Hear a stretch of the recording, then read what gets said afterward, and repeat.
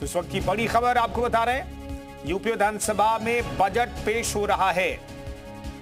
वित्त मंत्री सुरेश खन्ना पेश कर रहे हैं बजट। करता हूं मानवर हमारी सरकार के पिछले और वर्तमान कार्यकाल में प्रदेश का सर्वांगीण विकास हुआ है। चाहे कानून व्यवस्था का सुदृढ़ीकरण हो, अवस्थापना सुविधाओं का विस्तार हो, औद्योगिक निवेश हो, रोजगार सृजन हो, महिलाओं का सशक्तिकरण हो, युवाओं का कौशल संवर्धन हो, किसानों की खुशहाली हो, गरीबी उन्मूलन हो। वर्ष 2024-25 त्वरित अनुमान में प्रदेश की जीएसडीपी 30.25 लाख करोड़ रुपए आकलित हुई है, जो गत वर्ष की तुलना में 13.4% की वृद्धि परिलक्षित करता है। प्रदेश की प्रति व्यक्ति आय 1,09,844 रुपए आकलित हुई है, जो वर्ष 2016-17 में प्रति व्यक्ति आय 54,564 रुपए के दोगुने से अधिक। वर्ष 25 बेरोजगारी की दर 2.24% रह गई है। एसडीजी इंडिया इंडेक्स में उत्तर प्रदेश की रैंकिंग जो वर्ष 18-19 में 29वें स्थान पर थी, बेहतर होकर वर्ष 23-24 में 18वें स्थान पर आ गई है। राज्य सरकार द्वारा फरवरी 2024 में चौथे ग्लोबल इन्वेस्टर्स समिट का सफलतम आयोजन किया गया। अब तक लगभग 50 लाख करोड़ रुपए के एमओयूज हस्ताक्षरित हो चुके हैं, जिनसे लगभग 10 लाख रोजगार का सृजन संभावित है। इनमें से अब तक लगभग 15 लाख करोड़ रुपए के निवेश की लगभग 16,000 से अधिक परियोजनाओं के 4 ग्राउंड ब्रेकिंग सेरेमनी संपन्न हो चुके हैं। उत्तर प्रदेश भारत का सबसे बड़ा मोबाइल फोन विनिर्माण केंद्र है। देश के कुल मोबाइल फोन उत्पादन का 65% उत्पादन प्रदेश में होता है। भारत की 55% इलेक्ट्रॉनिक्स कंपोनेंट इकाइयां प्रदेश में स्थित हैं। प्रदेश का इलेक्ट्रॉनिक्स निर्यात 44,744 करोड़ रुपए तक पहुंच गया है। उद्योग और तकनीक में निवेश के साथ ही प्रदेश में नवाचार को बढ़ावा देने हेतु किए गए प्रयासों के फलस्वरूप उत्तर प्रदेश राज्य को राष्ट्रीय स्तर पर स्टार्टअप रैंकिंग में लीडर श्रेणी की रैंकिंग हासिल हुई है। सरकार की अवस्थापना प्रधान विकास के प्रति प्रतिबद्धता का ये प्रमाण है कि राज्य ने नीति आयोग द्वारा माह जनवरी 2026 में जारी एक्सपोर्ट प्रिपेयर्डनेस इंडेक्स 2024 में देश में लैंडलॉक्ड प्रदेशों में प्रथम स्थान प्राप्त किया है। प्रदेश कृषि उत्पादन में देश का अग्रणी राज्य है। गेहूं, धान, गन्ना, आलू, केला, आम, अमरूद, आंवला और मेंथा उत्पादन में राष्ट्रीय स्तर पर प्रदेश का योगदान सर्वाधिक है। 2016-17 में सिंचित क्षेत्र 2.16 करोड़ हेक्टेयर के मुकाबले प्रदेश में वर्ष 2024-25 में 60 लाख हेक्टेयर अधिक अर्थात 2.76 लाख हेक्टेयर का हो चुका है। फसल सघनता जो 2016-17 में 162.7% थी, वर्ष 2024-25 में 193.7% हो चुकी है। वर्ष 2016-17 की 5878 मेगावाट ताप विद्युत उत्पादन क्षमता के सापेक्ष वर्तमान वित्तीय वर्ष 2025-26 माह दिसंबर 2025 तक 55.16% बढ़ोतरी करते हुए 9120 मेगावाट ताप विद्युत उत्पादन क्षमता प्राप्त की गई है। हमारी सरकार द्वारा हरित और स्वच्छ ऊर्जा स्रोतों के विकास पर कार्य किया जा रहा है। प्रदेश में अब तक कुल 2815 मेगावाट की सौर ऊर्जा परियोजनाएं स्थापित की जा चुकी हैं। मानवर हमारा ये मानना है कि आज के युग में इमर्जिंग टेक्नोलॉजी का भरपूर उपयोग विभिन्न क्षेत्रों में किया जाना आवश्यक हो गया है। इस हेतु उत्तर प्रदेश में नई और उभरती टेक्नोलॉजी मिशन की स्थापना की जाएगी। प्रदेश में स्टेट डाटा अथॉरिटी तथा डाटा सेंटर क्लस्टर्स की स्थापना की जाएगी। प्रदेश में एआई मिशन की स्थापना तथा टेक युवा समर्थ युवा योजना लाई जा रही है। सामाजिक क्षेत्र में समस्त सभी वर्गों के लिए योजनाओं के साथ साथ त्वरित व भविष्योन्मुखी विकास हेतु आधुनिक तकनीक तथा एआई के सदुपयोग व प्रदेश में उसके विकास के लिए इकोसिस्टम बनाने के लिए प्रदेश सरकार कार्य कर रही है। प्रदेश की प्रगति में नारी शक्ति के महत्वपूर्ण योगदान के साथ साथ युवाओं की ऊर्जा व उनकी मेधा अपरिहार्य है। मुख्यमंत्री मात्र सुरक्षा संकल्प योजना को और सघनता से चलाया जाएगा। स्वयं सहायता समूहों तथा महिला उद्यमियों द्वारा उत्पादित माल की बिक्री सुनिश्चित करने के लिए मुख्यमंत्री महिला उद्यमी उत्पाद विपणन योजना पर कार्य किया जा रहा है। डीजल आधारित नलकूपों को सौर ऊर्जा आधारित किया जाएगा। कृषि वितरण और निर्यात को बढ़ावा देने की योजना लाई जाएगी। त्वरित आर्थिक विकास के दृष्टिकोण से सिटी इकोनॉमिक रीजन योजना लाई जा रही है। विश्व बैंक सहायतित यूपी एग्रीज परियोजना के अंतर्गत एग्री एक्सपोर्ट हब की स्थापना कराई जाएगी। ईज ऑफ डूइंग बिजनेस के अगले चरण के रूप में जन विश्वास सिद्धांत के आधार पर उद्योगों को प्रोत्साहन प्रदान किया जाएगा, जिसमें रजिस्ट्रेशन, लाइसेंसिंग आदि कार्रवाइयों को और अधिक सहज और सुगम बनाया जाएगा। प्रदेश में डिजिटल इंटरप्रेन्योरशिप योजना पर कार्य किया जाएगा। मान्यवर, जहां अर्थव्यवस्था में पूंजी निवेश और अवस्थापना विकास का महत्वपूर्ण योगदान है, वहीं प्रदेश की युवा जनशक्ति को रोजगार के अवसर प्रदान करने, उन्हें रोजगार के लिए सक्षम बनाना भी उतना ही महत्वपूर्ण है। ऐसे व्यक्ति जिनके पास किसी भी व्यवसाय में हस्तकौशल या निपुणता प्राप्त है, कभी भी बेरोजगार नहीं रह सकते। इसलिए युवाओं के लिए बड़े पैमाने पर रोजगार परक प्रशिक्षण और कौशल संवर्धन को प्राथमिकता के आधार पर मिशन मोड में संचालित किया जाना आवश्यक है। पढ़ाई के साथ साथ युवाओं के कौशल संवर्धन की व्यवस्था की जानी होगी।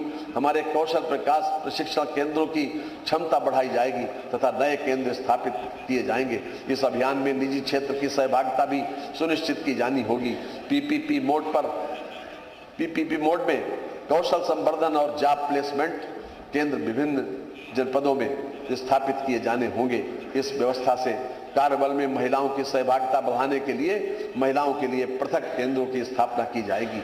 माननीय मैं माननीय प्रधानमंत्री जी के मार्गदर्शन में प्रस्तुत वित्तीय वर्ष 2026-27 के केंद्रीय बजट में उत्तर प्रदेश को 2 high speed rail corridor Delhi Varanasi तथा वाराणसी सिलीगुड़ी से जोड़ा गया है। उत्तर प्रदेश में स्थित पुरातात्विक एवं सांस्कृतिक महत्व के 2 स्थलों सारनाथ एवं हस्तनापुर के विकास की योजना बजट में रखी गई है। इसके लिए मैं प्रदेश की जनता की ओर से आभार व्यक्त करता हूं। इसके अलावा प्रत्येक जिला अस्पताल में इमरजेंसी एवं ट्रामा सेंटर की स्थापना, प्रत्येक जिले में छात्राओं के हॉस्टल, 10,000 टूरिस्ट गाइडों का कौशल संवर्धन जैसी योजनाओं का लाभ अन्य प्रदेशों के साथ साथ उत्तर प्रदेश की जनता को भी प्राप्त होगा। केंद्र सरकार द्वारा डायबिटीज तथा कैंसर की दवाओं के मूल्यों में कमी किए जाने की घोषणा की गई है। यह अत्यंत सराहनीय कदम है। मनवर, किसानों, युवाओं, महिलाओं और श्रमिकों का सशक्तिकरण, रोजगार के अवसर सृजित करना हमारी सरकार की प्राथमिकताओं में सम्मिलित है। बजट पर चर्चा शुरू करने से पूर्व मैं इस सम्मानित सदन के समक्ष इस बारे में एक संक्षिप्त व्यंग्यावलोकन प्रस्तुत करना चाहूंगा। किसान, हमारी सरकार के अब तक के कार्यकाल में 3,04,321 करोड़ रुपए से अधिक के रिकॉर्ड गन्ना मूल्य का भुगतान कराया गया है। यह भुगतान इसके पूर्व के 22 वर्षों के सम्मिलित गन्ना मूल्य भुगतान 2,13,519 करोड़ रुपए से भी 90,802 करोड़ रुपए अधिक है। पेराई सत्र 2025-26 हेतु गन्ना मूल्य की दरों में 30 रुपए प्रति कुंटल की वृद्धि की गई है। इस बढ़ोतरी से गन्ना किसानों को लगभग 3,000 करोड़ रुपए का अतिरिक्त गन्ना मूल्य भुगतान प्राप्त होगा। रबी विपणन वर्ष 2025-26 में कृषकों से 10.27 लाख मीट्रिक टन गेहूं का क्रय करते हुए 2,512 करोड़ रुपए का भुगतान किया गया है। खरीफ विपणन वर्ष 2025 6 लाख मीट्रिक टन धान का क्रय करते हुए 9710 करोड़ रुपए से अधिक का भुगतान किया गया है। खरीफ विपणन वर्ष 2025-26 में 54,253 कृषकों से 2.14 लाख मीट्रिक टन बाजरा क्रय करते हुए कृषकों को 595 करोड़ रुपए का भुगतान किया गया है। नलकूपों से सिंचाई के लिए किसानों को दिनांक 1 अप्रैल 2023 से मुफ्त विद्युत आपूर्ति प्रदान की जा रही है। वर्ष 2025-26 में अल्पकालिक फसली ऋण वितरण के अंतर्गत दिनांक 19 दिसंबर 2025 तक 10,257 करोड़ रुपए का ऋण वितरण कर 15,01,000 कृषकों को लाभान्वित किया गया है। वर्ष 2025-2026 में दीर्घकालिक ऋण वितरण के लक्ष्य रुपए 600 करोड़ रुपए के सापेक्ष दिनांक 30 नवंबर 2025 तक 205 करोड़ रुपए का ऋण वितरण कर 6,870 कृषकों को लाभान्वित किया गया। प्रधानमंत्री फसल बीमा योजना के अंतर्गत 2017-18 से 2024-25 तक लगभग 62 लाख कृषकों को 5110 करोड़ रुपए की क्षतिपूर्ति का भुगतान किया गया। वर्ष 2025-2026 में खरीफ के अंतर्गत माह दिसंबर 2025 तक 2.69 लाख बीमित कृषकों को 215 करोड़ रुपए की क्षतिपूर्ति का भुगतान किया जा चुका है। प्रधानमंत्री किसान सम्मान निधि योजना के अंतर्गत वित्तीय वर्ष 2025-2026 में माह दिसंबर 2025 तक 3.12 करोड़ कृषकों को लगभग 94,668 करोड़ रुपए की धनराशि डीबीटी के माध्यम से कृषकों के खातों में हस्तांतरित की गई है। महिला वित्तीय वर्ष 2025-2026 में 58,000 ग्राम पंचायतों में 39,880 बीसी सखी द्वारा 39,000 करोड़ रुपए से अधिक का वित्तीय लेन देन करते हुए लगभग 107 करोड़ रुपए का लाभ अर्जित किया गया।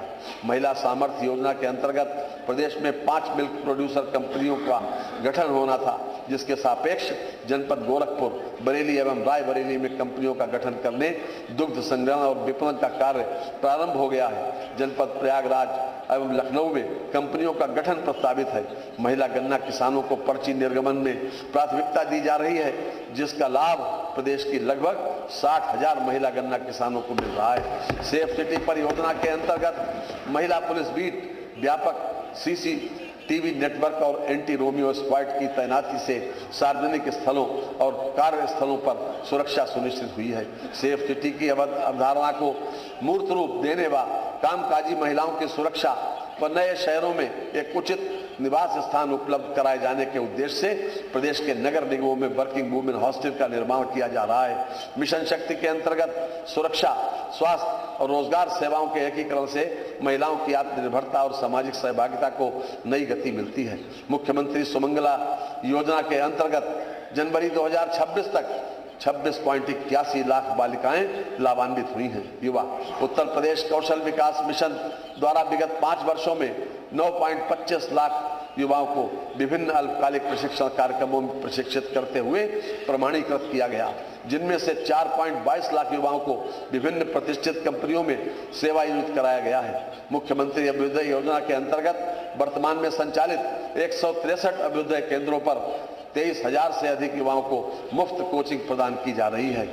युवाओं को सरकारी नीति निर्माण और क्रियान्वयन में सहभागिता प्रदान करने हेतु 108 आकांक्षात्मक विकास खंडों में मुख्यमंत्री फेलोशिप कार्यक्रम संचालित किया जा रहा है। स्वामी विवेकानंद युवा सशक्तिकरण योजना के अंतर्गत अब तक 49,86,000 टैबलेट, स्मार्टफोन निःशुल्क वितरित किए जा चुके हैं।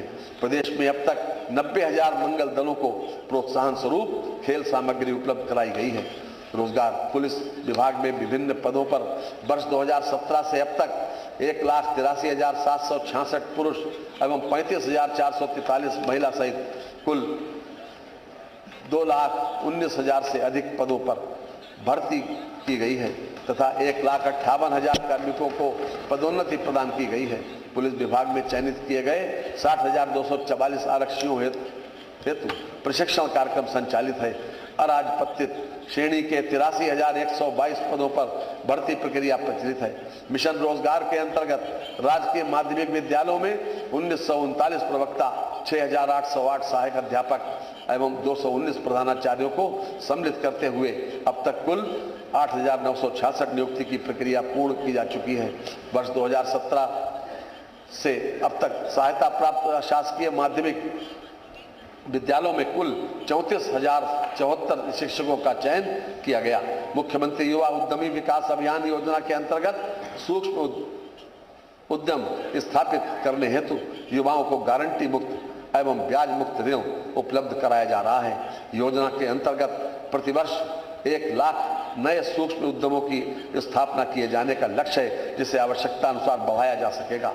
निवर्तमान मनरेगा योजना के अंतर्गत वित्तीय वर्ष 2025-26 में 20 करोड़ मानव दिवस लक्ष्य के सापेक्ष दिनांक 13 जनवरी 2026 तक 20 करोड़ 19,62,000 मानव दिवस का सृजन किया जा चुका है, जो कि देश में सर्वाधिक है तथा 47.11 लाख परिवारों को वर्तमान वित्तीय वर्ष में अब तक रोजगार उपलब्ध कराया जा चुका है। श्रमिक कल्याण अपने घर गांव से दूर शहरों में काम करने वाले मजदूरों के लिए लेबर अड्डों का निर्माण कराया जाएगा।